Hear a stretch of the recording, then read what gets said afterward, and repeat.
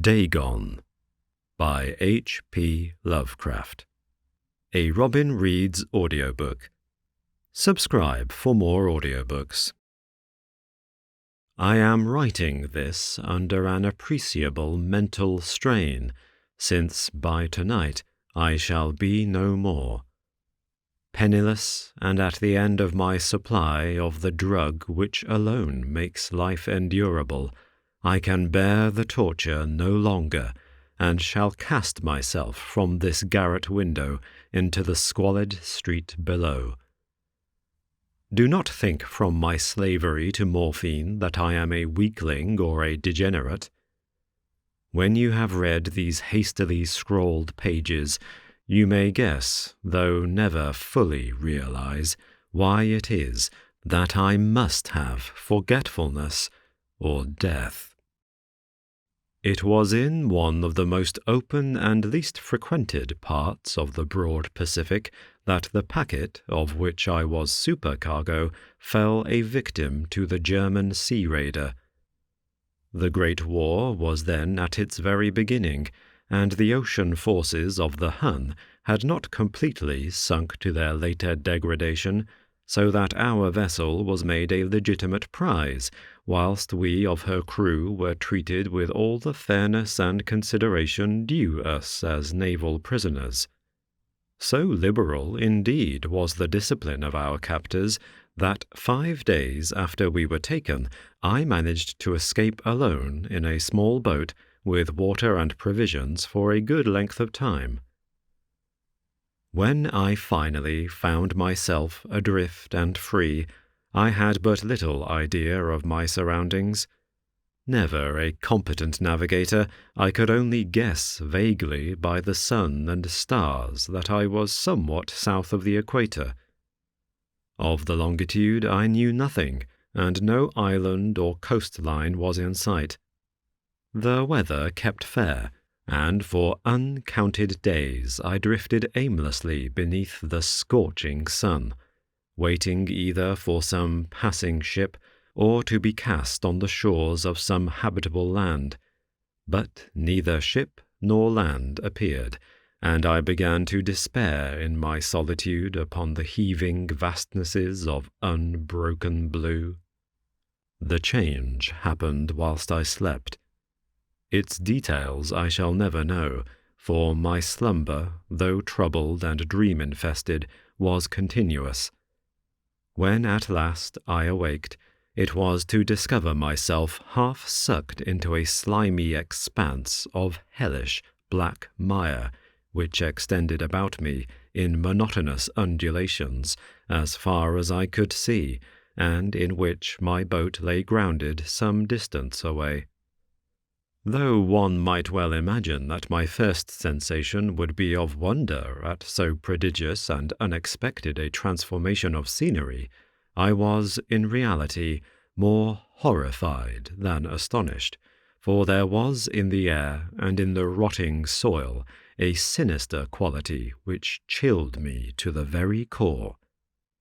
The region was putrid with the carcasses of decaying fish, and of other less describable things which I saw protruding from the nasty mud of the unending plain.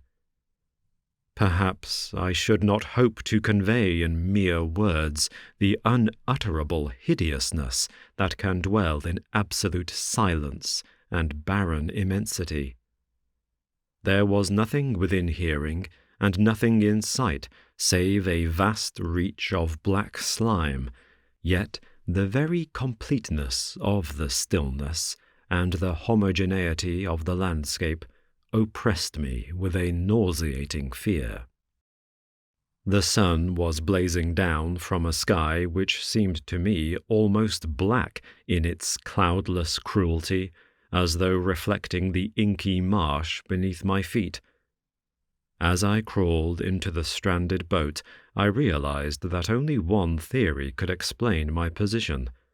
Through some unprecedented volcanic upheaval, a portion of the ocean floor must have been thrown to the surface, exposing regions which for innumerable millions of years had lain hidden under unfathomable watery depths. So great was the extent of the new land which had risen beneath me that I could not detect the faintest noise of the surging ocean, strain my ears as I might, nor were there any sea-fowl to prey upon the dead things. For several hours I sat thinking or brooding in the boat, which lay upon its side and afforded a slight shade as the sun moved across the heavens. As the day progressed, the ground lost some of its stickiness and seemed likely to dry sufficiently for travelling purposes in a short time. That night I slept but little, and the next day I made for myself a pack containing food and water, preparatory to an overland journey in search of the vanished sea and possible rescue. On the third morning I found the soil dry enough to walk upon with ease. The odour of the fish was maddening, but I was too much concerned with graver things to mind so slight an evil, and set out boldly for an unknown goal. All day I forged steadily westward, guided by a faraway hummock which rose higher than any other elevation on the rolling desert. That night I encamped, and on the following day still travelled toward the hummock, though that object seemed scarcely nearer than when I had first espied it. By the fourth evening I attained the base of the mound, which turned out to be much higher than it had appeared from a distance, an intervening valley setting it out in sharper relief from the general surface. Too weary to ascend, I slept in the shadow of the hill. I know not why my dreams were so wild that night, but ere the waning and fantastically gibbous moon had risen far above the eastern plain, I was awake in a cold perspiration, determined to sleep no more. Such visions as I had experienced were too much for me to endure again, and in the glow of the moon I saw how unwise I had been to travel by day. Without the glare of the parching sun, my journey would have cost me less energy. Indeed, I now felt quite able to perform the ascent which had deterred me at sunset. Picking up my pack, I started for the crest of the eminence. I have said that the unbroken monotony of the rolling plain was a source of vague horror to me, but I think my horror was greater when I gained the summit of the mound and looked down on the other side into an immeasurable pit or canyon, whose black recesses the moon had not yet soared high enough to illumine. I felt myself on the edge of the world, peering over the rim into a fathomless chaos of eternal night. Through my terror ran curious reminiscences of Paradise Lost and of Satan's hideous climb through the unfashioned realms of darkness. As the moon climbed higher in the sky, I began to see that the slopes of the valley were not quite so perpendicular as I had imagined. Ledges and outcroppings of rock afforded fairly easy footholds for a descent, whilst after a drop of a few hundred feet, the declivity became very gradual. Urged on by an impulse which I cannot definitely analyze, I scrambled with difficulty down the rocks and stood on the gentler slope beneath, gazing into the Stygian deeps where no light had yet penetrated. All at once my attention was captured by a vast and singular object on the opposite slope, which rose steeply about 100 yards ahead of me, an object that gleamed whitely in the newly bestowed rays of the ascending moon. That it was merely a gigantic piece of stone, I soon assured myself, but I was conscious of a distinct impression that its contour and position were not altogether the work of nature. A closer scrutiny filled me with sensations I cannot express, for despite its enormous magnitude and its position in an abyss which had yawned at the bottom of the sea since the world was young, I perceived, beyond a doubt, that the strange object was a well-shaped monolith, whose massive bulk had known the workmanship and perhaps the worship of living and thinking creatures.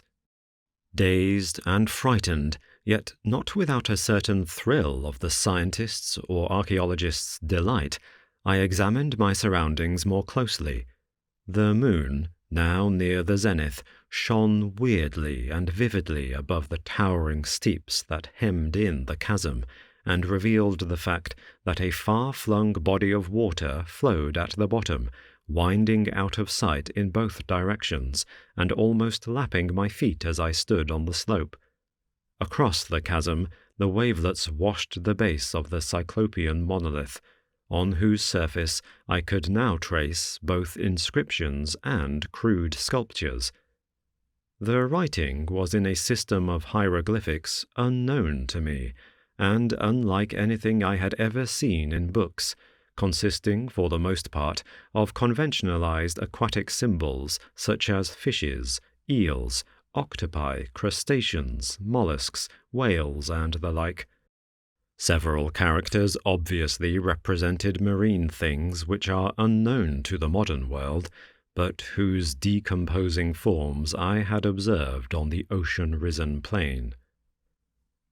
It was the pictorial carving, however, that did most to hold me spellbound. Plainly visible across the intervening water on account of their enormous size were an array of bas-reliefs whose subjects would have excited the envy of a Doré. I think that these things were supposed to depict men, at least a certain sort of men, though the creatures were shown disporting like fishes in the waters of some marine grotto, or paying homage at some monolithic shrine which appeared to be under the waves as well. Of their faces and forms I dare not speak in detail, for the mere remembrance makes me grow faint.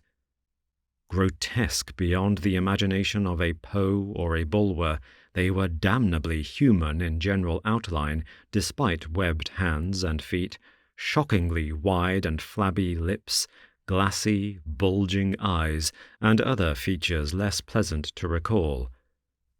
Curiously enough, they seemed to have been chiseled badly out of proportion with their scenic background, for one of the creatures was shown in the act of killing a whale represented as but little larger than himself. I remarked, as I say, their grotesqueness and strange size, but in a moment decided that they were merely the imaginary gods of some primitive fishing or seafaring tribe.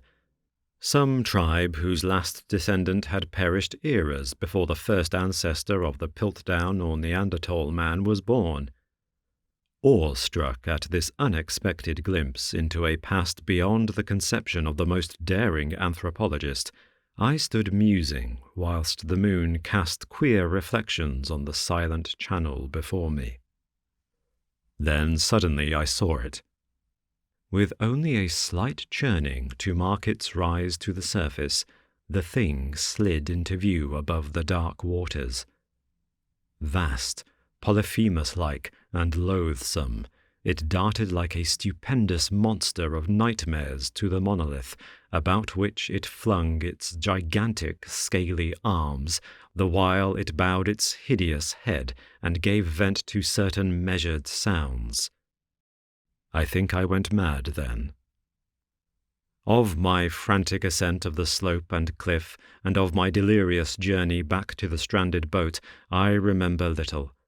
I believe I sang a great deal, and laughed oddly when I was unable to sing.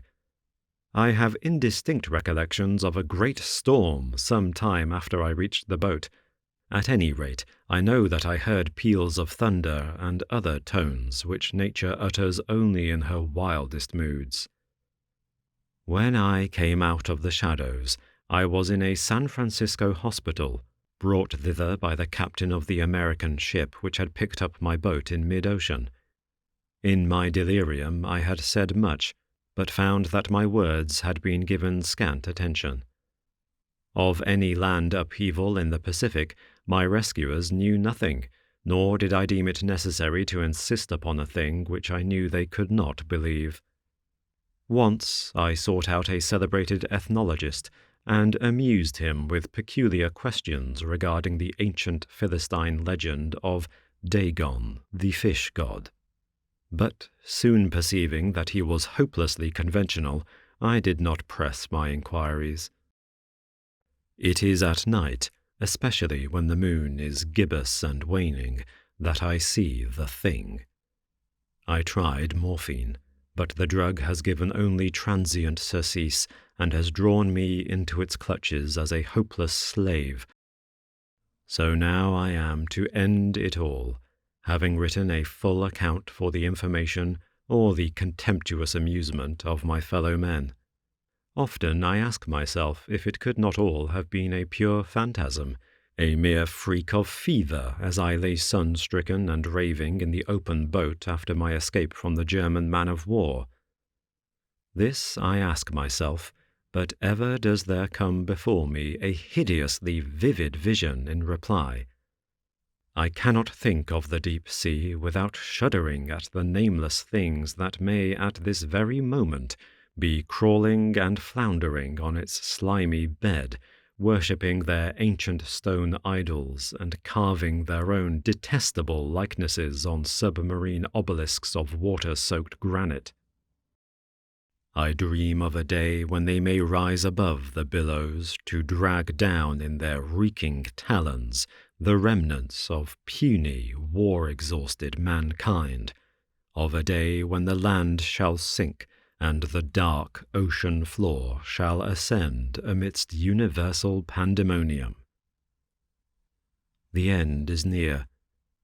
I hear a noise at the door, as of some immense slippery body lumbering against it. It shall not find me. God, that hand! The window! The window! Thank you for listening to Robin Reads Audiobooks. Subscribe for more audiobooks.